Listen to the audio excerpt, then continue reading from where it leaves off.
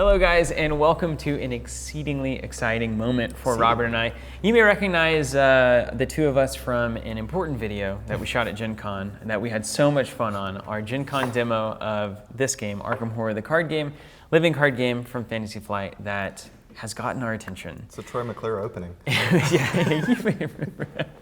Anyway, this game is fantastic. We're gonna look at everything that comes in the core set and just kind of run things down, get hype about this game, and look at it. Now, before we do that, if you're interested in this game and you're excited about it, like we are, let us send you all of the expansions for it. Is that a sweet deal or what? We have a subscription service where we'll send you the packs and the deluxe expansions. You just got to sign up. It happens automatically. Charge you, we send you the stuff, and it's like really good value, really good value, and it's convenient and it's awesome, and it helps us do what we do. So, what more do you need to know? What more do you need to know? That's it. What could go wrong? Let's jump in. So the first thing that we need to get under the I guess in the books is that there is character classes essentially.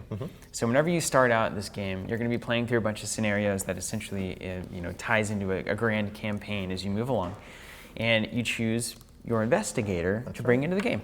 And they all have a different number of classes that I'm actually going to read from the little cheat sheet here so that I get them right.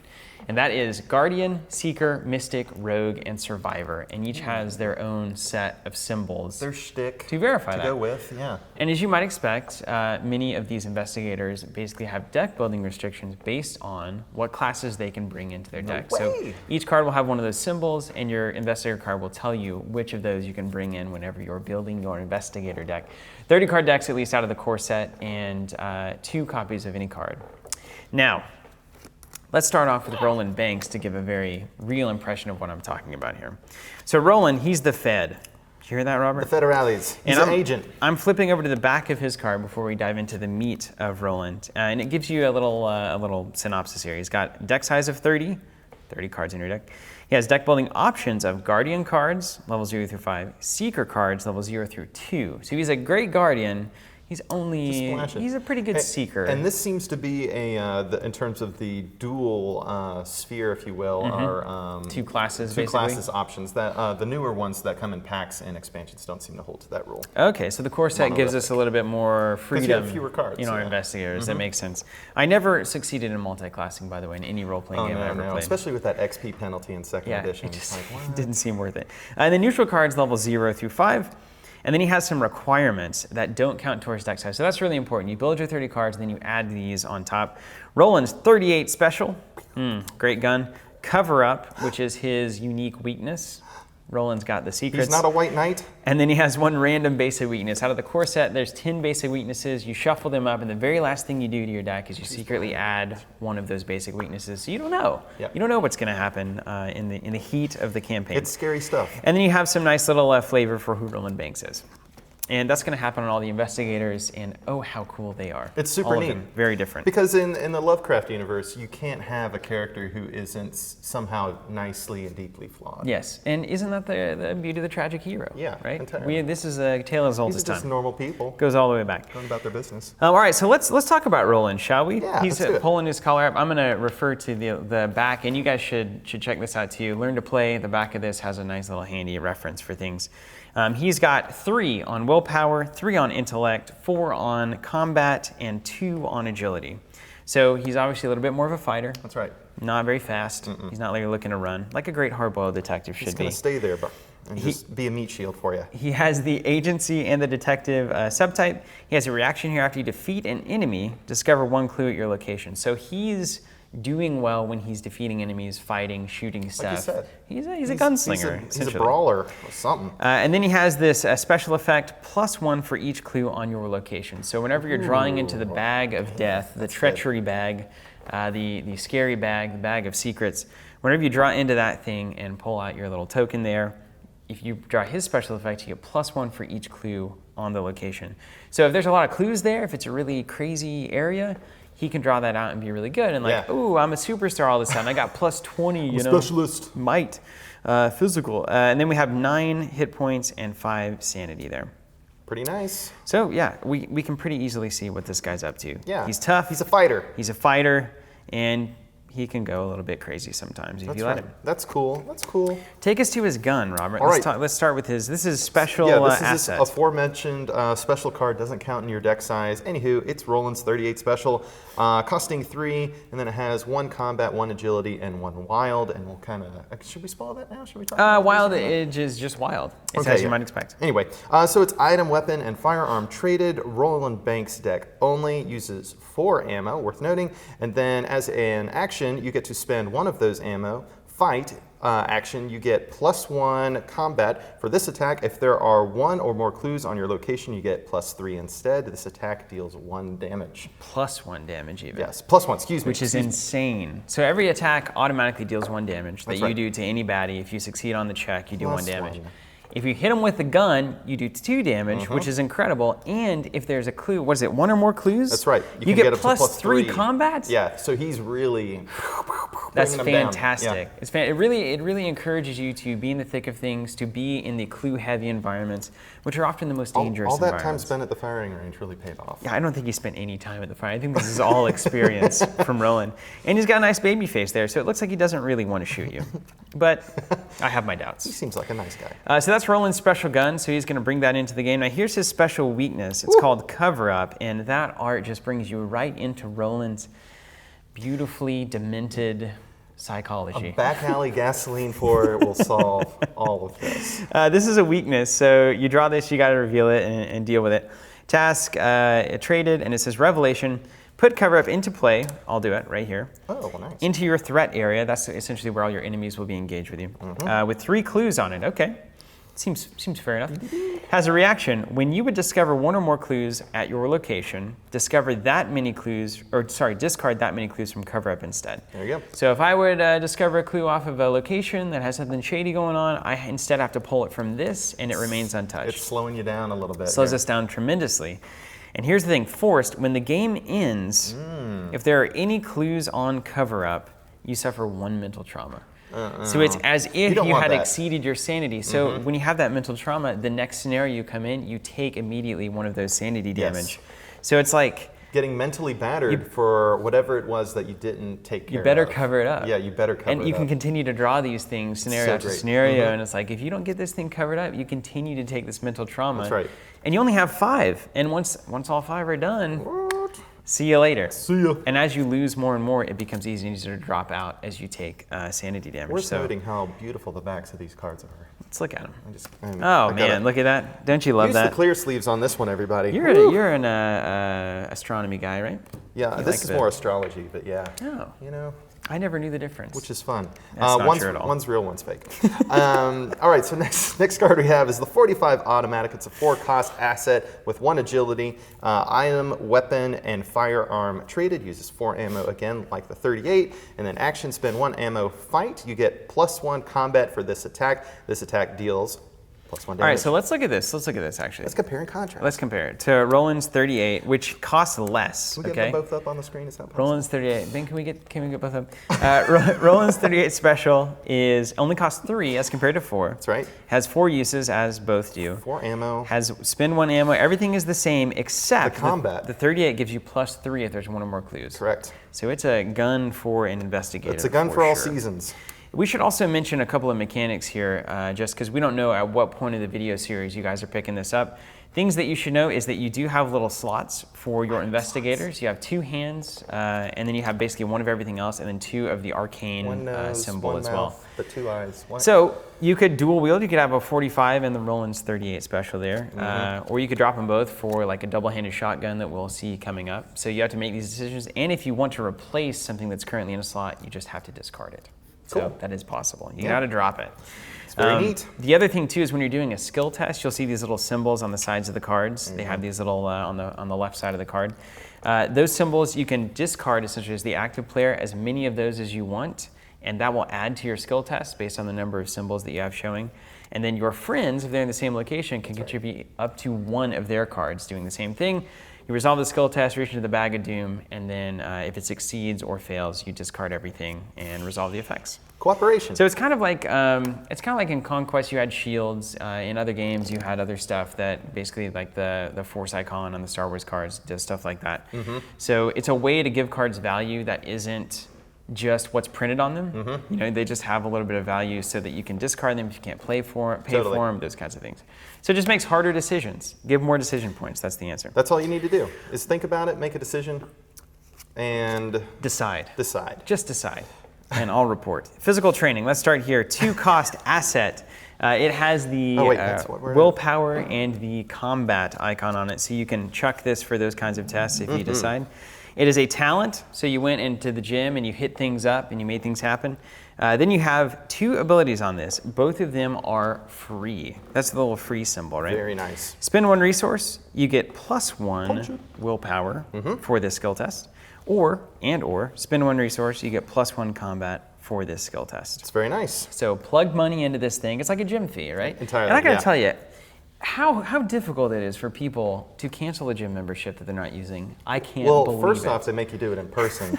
So you got to go down there, which you weren't doing anyway. So it's exactly, that's exactly it. It's like, wait, if I'm getting up to go to the gym, I may as well just take advantage of the membership. And then I walked in the door to cancel. They made me, or not made me, but I felt obliged to buy a $10 smoothie. Yeah. And well, I might as well work out now because I just ate all It's these who calories. I want to be, but it's not who I'm becoming. That's right. You know?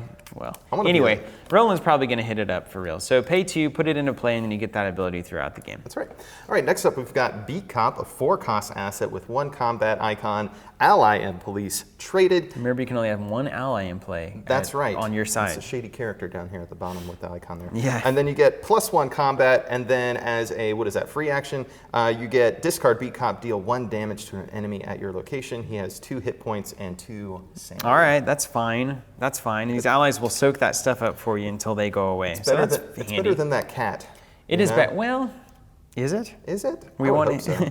We are the police. The police are here. Yeah. We didn't want to give that impression. All right, so we have 2 and 2, Beat Cop, pretty solid, 4 cost asset. You know, I don't know what else to say. You get +1 combat. +1 combat is pretty decent. Can't argue with it. You and the cop making things happen. And you just can discard him, you know, sacrifice him to do 1 damage, and then he runs off. And sometimes... And he's absorbing things. I can only imagine that the more we play, having the absorption ability I think you want the shields going to up. be super nice. I think you want the shields up at all times. Man, do I have to do this? This is the grossest look at card this I've one. ever seen. First aid? What is happening there, Robert? That is just gross. It looks like this wound has become possessed. That is just so gross. It's a 2 cost asset. You can put it into a willpower skill test if you so desire. It has 3 uses. If it has no supplies on it, you discard it. So use it 3 times and then discard it. Action is spend 1 supply, heal 1 damage or horror from an investigator at your location. Okay. Very nice. That's great. I mean, I like how it's either. You know, somehow this topical ointment will cure you of your insanity. This seems just entirely useful. I mean, just entirely useful, right? I would. This seems like an auto-include to me. Are we already making those calls? No, we can't. Not in the core. Everything's auto-include in the core set. That's one of my favorite things to do when we have a limited This card will never library. see play. Auto-include. Throw it in. Broken 3 days later. Next up, we have the machete. That's how you pronounce that, just kidding. Machete. It is a 3 cost asset, 1 combat, item, weapon, and melee traded. And then as an action fight, you get +1 combat for this attack. If the attacked enemy is the only enemy engaged with you, this attack deals +1 damage. So you can either kind of like, if you're fending them off, it's not that effective, but if you can really lay it down There's on one guy enemy, you can focus fire and machete just him down. Start chopping. All right, and there's no, this is important, this is the difference between like the guns and something like a machete, is it has no uses. No uses. So you can use this ammo. forever, indefinitely. You can be macheting. So the idea of like having a machete and a 38 to me is like kind of my dream. This has unlimited ammo. Unlimited ammo, which is the great use of melee weapons throughout history. Throughout history, I would say. Which is why they made them. Yeah, exactly. Right. Well, I guess, yeah, they didn't exactly have the choice at the beginning. It's like, do I want a knife or a gun here? You want a club here? Let's talk about this guard dog. Look at him just getting that tentacle. Just getting it done. 3 cost asset, can contribute to the combat tests if needed. Ally and a creature, and has the reaction when an enemy attack deals damage to guard dog, deal 1 damage to the attacking enemy. Very nice. Okay, so you know, it soaks some damage and then it deals some damage. And I think this is going to be a perennially useful card. Did you bite my dog? Well, it's going to bite you. Useful ability, very useful ability. Very cool. I like it. Soaks it up. 3-cost guard That's what we dog. want. It's like the Teflon dog. Roland's a pretty cool cat, man. He's coming in with machetes and dogs and cops. Yeah, and more to come, it seems. All right, next up we have Evidence. It's a 1-cost event. What is that? 2 It has 2 of the intellect. Intellect. Yeah. I was going to call So that that's wrong. significant.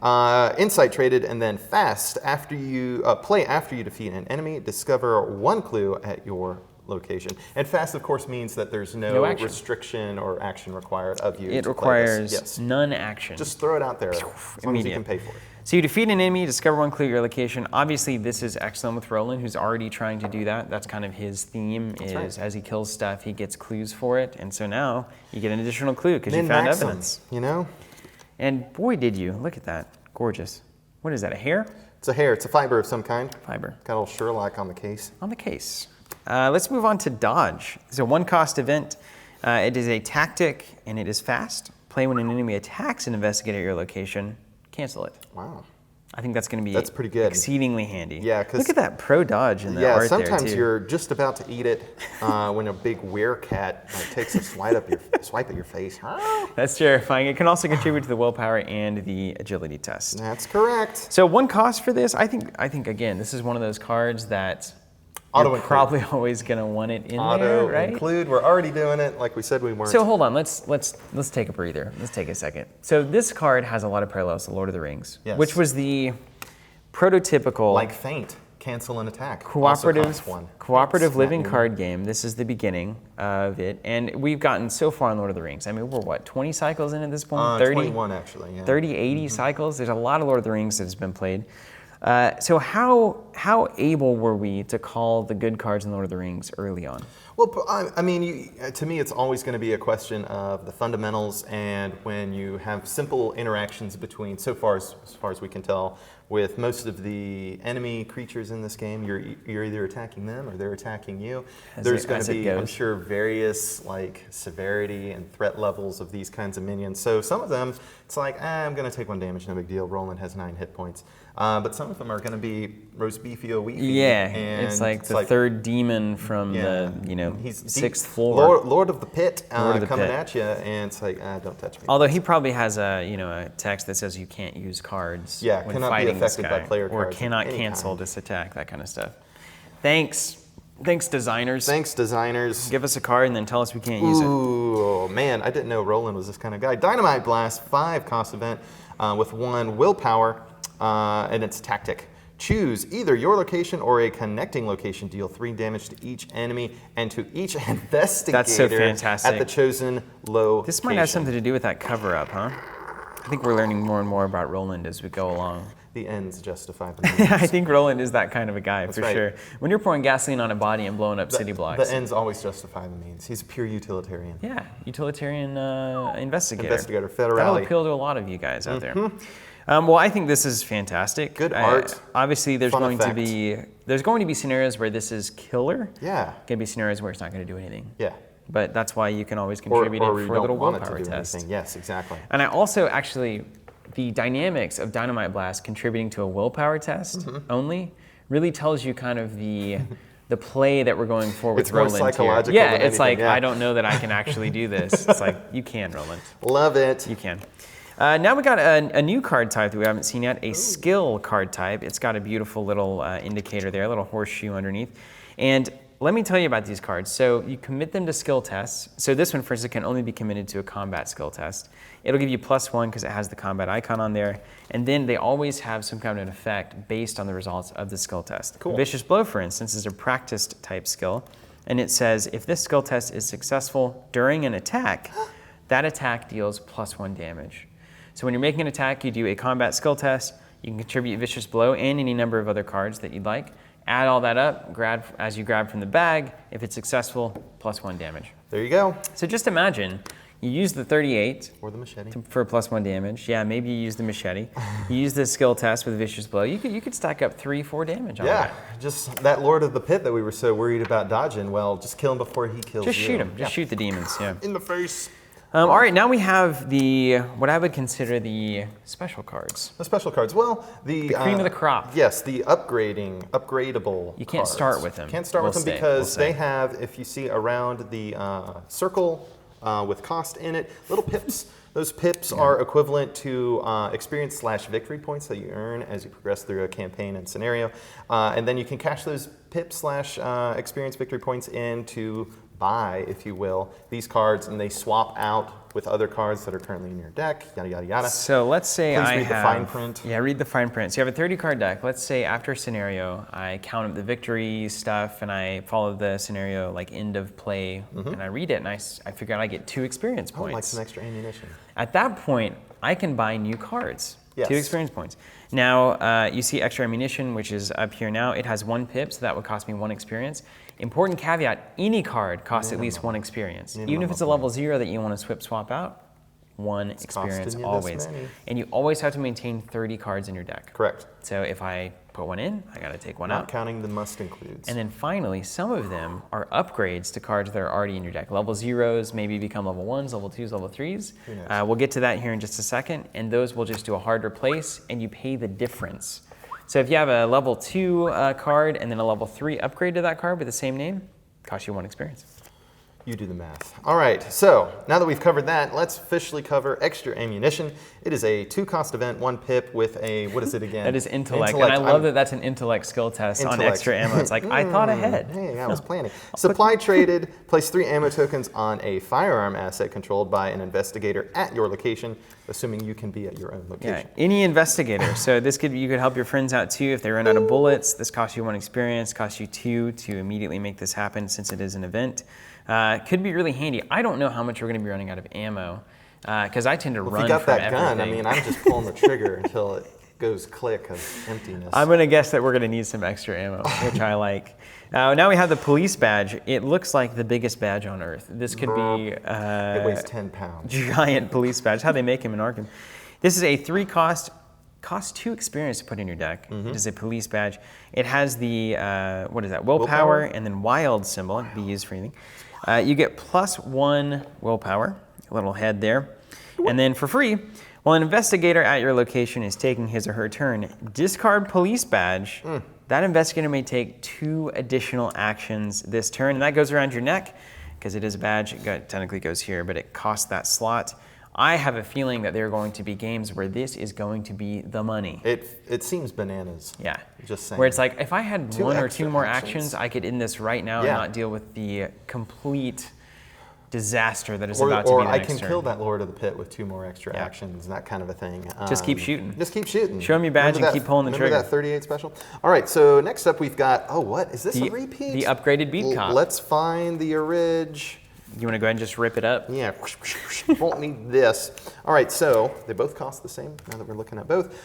This one has 2 pips. It now has a extra agility icon on it for extra flexibility. Faster. Both ally and police traded. They both give you +1 combat. They're both a free action. Exhaust Peacock and deal 1 damage to it, deal 1 damage to an enemy at your location. So instead of discarding entirely, he's got more hit points. He's got 1 extra hit point, so you can now deal him a damage for him to do some damage. And instead of discarding, you exhaust. Just exhaust him, yeah. That's fantastic. So you can see why you want to cash in these experience points to get the better cards and all that kind of good stuff. Very, very cool. Very cool. Very cool indeed. All right, so Super Beat Cop, obviously a little bit better than opening level Beat Cop. That's true. So your cops are going to keep getting better. I wonder if we'll get like, you know, Commissioner Gordon by the end of it. You know, where it's like, RoboCop. Yeah, there you go. Game over. Scenario ends immediately. The world is safe. I don't think this game can handle the body count for RoboCop. Finally, we have Shotgun. And I just got to say this, I hope that a card like Shotgun is in the game forever, because I feel like this is the kind of game that really just needs to always have shotguns around. Oh, yes. But it's strange that a shotgun seemingly is this expensive, requiring this much experience. So maybe 4 experience points? You're holding on by your tips of your fingers here. This is expensive. In these scenarios, yeah. It's got 2 combat skill icons, so you can throw that in to get a really nice bonus on a test. And I think this is going to be in positions where you just don't think you'll have the time to get 5 resources. Yeah. Just put it into a challenge and use it. It only has 2 ammo, so extra ammo looking really good for this one. It's an item, a weapon, and a firearm. And here we go, 2 hands, okay? So you can't have anything else. Action, spend 1 ammo, fight. You get +3 combat for this attack. Instead of its standard damage, this attack deals 1 damage for each point you succeed by. What? To a minimum of 1 and a maximum of 5. That is awesome. If you fail and would damage another investigator, so let me roll this at you. If an enemy is engaged with another investigator and you guys are in the same spot, you can still attack that enemy. If you miss, however, typically you deal damage to the investigator the enemy was engaged with, which is not what you want. You don't want to shoot. Dick Cheney. But here we go. Yeah, exactly.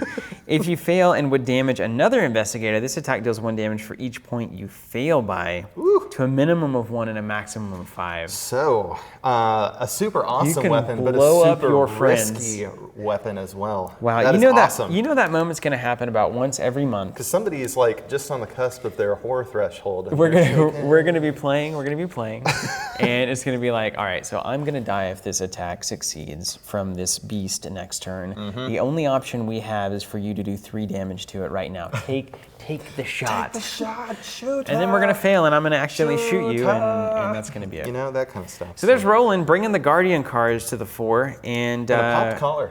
I listen. Here's the thing about this game is that, do you want something with a strong, fantastic theme? Yes. Okay, then play it. It's great. That inherently tells the story. Oh, and it's like this kind of role-playing campaign Yeah. thing, and it's just right down the line, and it's well-designed. Too much It looks fun. great.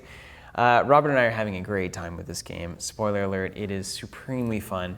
And if you would like to join us in that, let us send you all these releases. We've got Covenant subscriptions for Arkham Horror, both deluxe expansions and packs.